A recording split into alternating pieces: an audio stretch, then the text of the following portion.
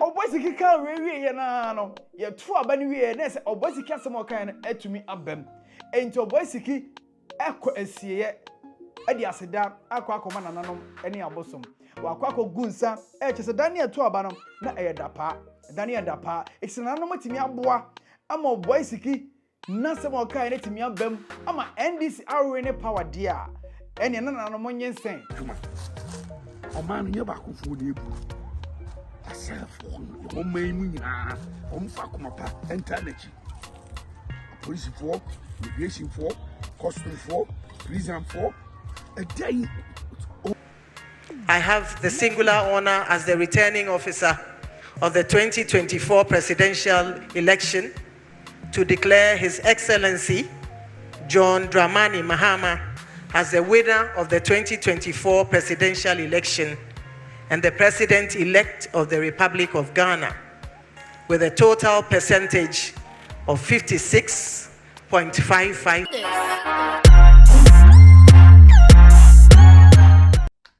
Se uwo US, UK, ana Canada, na se opesa wo send ska ema wabusuafo ewo Ghana, UC Lemfi.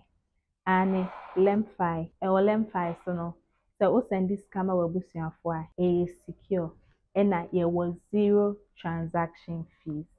Ane 0 transaction fees. Enti fa Lemfi send ska ema wabusuafo wo Ghana. Na Lemfi so de ye exchange rate na any the best on the market. Wala ya chow biya ha Poleeno Multimedia. Medine the fresh boy Papa J. Anajui anase bi ana wo hwe me na ya no pa ye cheche mo nyina. Ene ye ba bedi nkomo kakra ya to aba na wie na wo hwa how system ne sia ya udu areas ni be Ghana hanom aye din papa hanom aye din papa but then ye hwe niam e course so before the election any during the election and then after the elections niam bebre atumi akoso enkom hye bebre ene e ba so right in Ghana ebi ba mu ebi so amem amafo so ye hye because ebi mu hye enkom de vim pa na hye enkom nanso so no ebi edie amem but ebi so die abem a manya vim a ebi di aseda ema nyanko power ni nyina ekoso right here in Ghana. But before say ebedi nkomo no so London na wotie misisi a on the 15th of December 15th December Lemfi boso baso ewo Karibu Educational Center 7 Graham Road London Southwest. So 18 years and above abetime ko party bi no akọ enjoy free ye enjoy hwe ne hua so kuta Lemfi verification na odi akọ chirepe ye mu akọ first come first serve nemom first 200 people no ye treat him very nice party ko ne ko have fun this 15th December 5 p.m. to 11 p.m. and a party so go there and have fun. Lemfi boso baso London. Years way back Prophet 1 Opambo Ebenezer dakwa yadom edibetu dwa eka se abane ye babeto no NPP4 ene ebewene obekan way back satani enya meto abane kra o hyenkom edibetu dwa se Ghana enye very careful na abane ye babeto no NPP ena ebeko opposition ama NDC asan aba power biom o kan way back ampaso ye to abane o ka se ye nto abane nwiempo ena ye de akonya no ede ama NDC o se ye nto abane nwiempo ene de akonya no ede ama NDC. Prophet also bempa enso ebegina stage so ebeka say because of akoma pa John Dramani Mahama wonti nyankopon age akonya no finis every MPP sem ede ama John Dramani Mahama. It is an commission we ni afoforo pidie atumi abam. Prophet 1 ehyenkom way back ye go san commission no na yemra ye baso so a apia stadium asan akọ Prophet 1 ho ede na seda akọ akoma ne front ma fita ede na seda akọ kama Ghana fo nyina ati ase so yes sir Ghana MPP for pa omo fa wan kura mejina abana ye ba beto no one say one e bejina MPP o ekosi hwe Nations prophet ekosi hwe ma MPP for akonya no onyame dia ma NDC for dada Nations prophet Eti Ghana dia ye to abane ya amamere kwanso a eda ho. Enti ye to abano. That's right. Ne ye afna asam ye wura mama asan swan biem. Guys. Ne mum say ye to abane ma abane sad return 1 pp amambo mu dia. Nya dia besi wo Ghana ha. The nation prophet 2024. Guys. Me na me catch no. My God. There be a mechanic kase bebo na me yi na dia mo ma bi ka kandada. Aka biem. There so for be can be obi anya din. Abane ya to bia. Ye bubo nwie. There dia konya na me ye wura mama. The nation prophet one. This is the spoken word from the Ababio. That's right. You got your mama Ababio. Yamakai.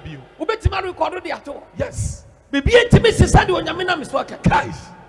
Mena me catch the prophet one. A Konyan Yura mama on Yamina Yaman. Nation prophet. Also one Samra. Then the new papa one you met us. Guys. Now one sign ya for France and Samoa Ghana. That's right. And we tell my friend Ababio. It's Ababio. You got John Dramani mama.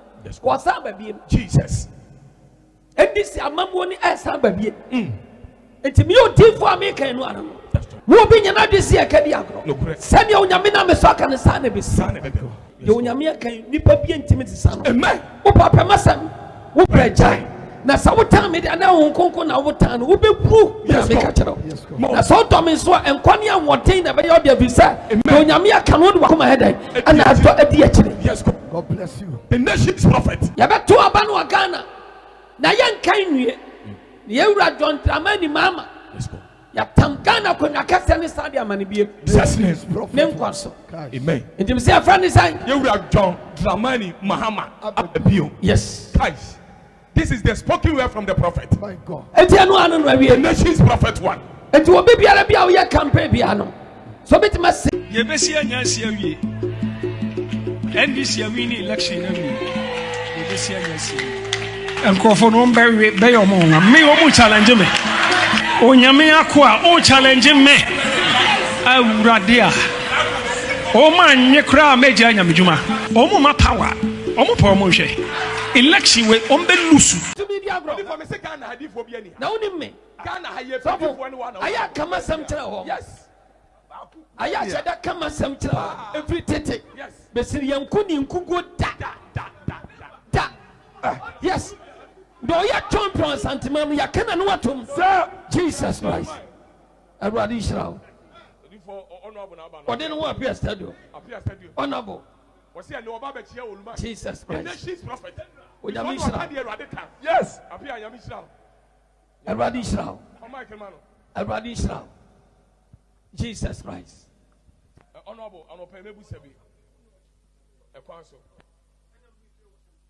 Jesus Christ God. Honorable. Honorable. God bless you.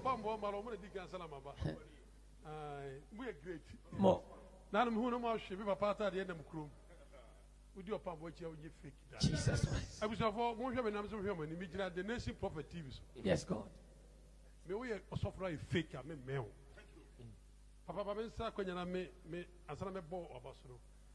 Papa be our rest of power sempa Reverend Obofo of me last 3 days.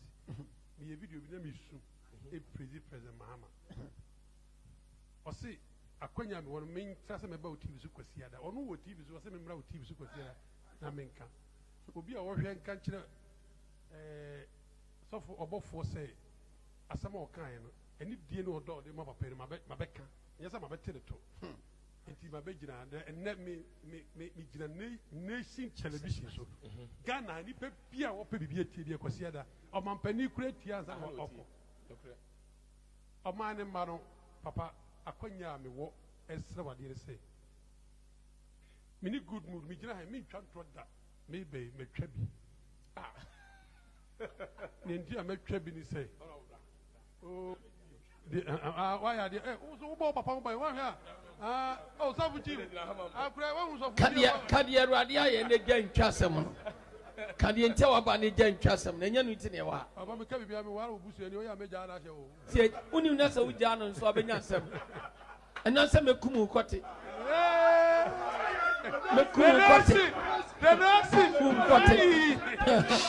What you got to hear? What from? Would you have a chuckle to me there? The nation seer. Oops, I'll go for the amount. Papa, it was only credit to some kind of name. Yes. I can say, Kunu, now you know. Papa, me do nyame. Nyanko po minim babu, ba minim asem kakra. Omfana dom ma obi oye horodo. Yes. So for be challenge wa odi mi modi. Otra nje TV wakra. I say ubamye na be wini oh dia o kekere kuma say me mo obi edi papa o de ti ba ku bi wo ba bi am kotwa video yi. I susun sorry so for ibi. Wa wini. Na ye me tu kan me ba mo so bi den kom say huru kro mani ya kutia na oboba. NDC prophet. Media na me jiwudi oba ni kura pass nipa na follow me ni bi na. Enkom hye we nyina ekoso amampa ni nyina tumi abam Nyankopon ahye nkom amana bana omo nso omo de amamu omo de amamu no so etimi ebae Oboy Siki so bae e de betu dwa be ka say NDC for and NPP for breaking the 8 no enya de bebam da enya de bebam da because niam bia na wo senka NPP eye no omo ntumi anye oso omo ntumi anye school for ho kire wo mo rules akwan ni ahodo wo senka omo ye ma oga manga na ho toro no omo ntumi anye sa ne ma ni nyina nti Oboy Siki enso ebai ebe de eye NPP for eka ye utumi TV for wansem so omo kotena won nsem mo kan ni nyina no Oboy Siki jom say aban no this time NPP ntumi ma power biom NDC na eba pa ye kwhwe Oboy Siki enso asem odi to dwa we defend this odum obeye we say vice president dum so na mo de vice president no dum so na mo de ebeji Ghana say ti obi wa na mama dum so kura wo no nyo no de ba ye eye efri tititi na eba ha beti so a ono betimi so bo ye no onu kwa ye pamu no enye mo amo ya mamo amana boro so abonti ma anton bonti ni anton mo za begina ye niema fon ne niema tantai a kire ye se na mo ye se na mo ye se ade na mo ye hwa ye ma ya we se ye mo ye bia ye hu se popo bibi abomu hwa na poko gina ha no ma o kika otuma jebi ye mo no ato ama bote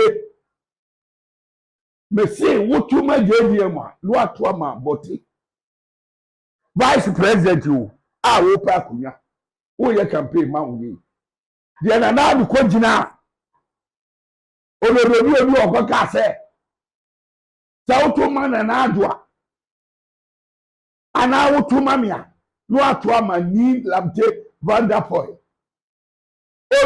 obi kagu na sum say na di be ro ko boy oti ye man kan ye kura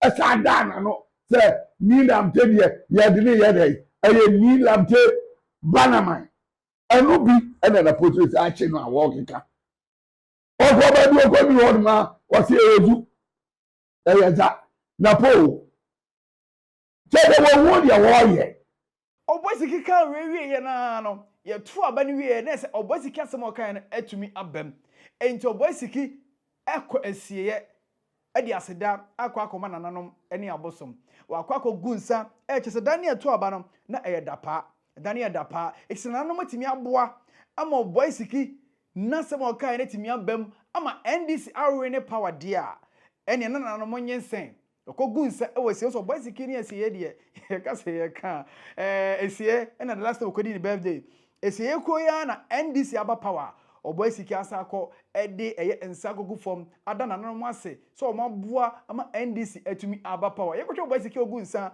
ewo asiye esanse na nanom tayeji said ye amamre no sa pepepe ene ye amane de amamo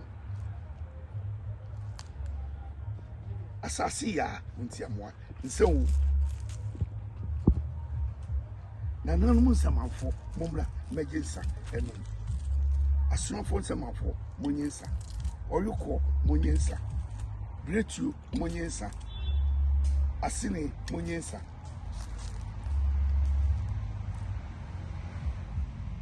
isi ayukufo mumaji o ekona mumajensa enedei eye nije da nanom edamos ɛyɛ ɔfe nso this year nana kwabena ofuri agima me na me go say nana no mo emergency nana no ye tie ni di nyamo da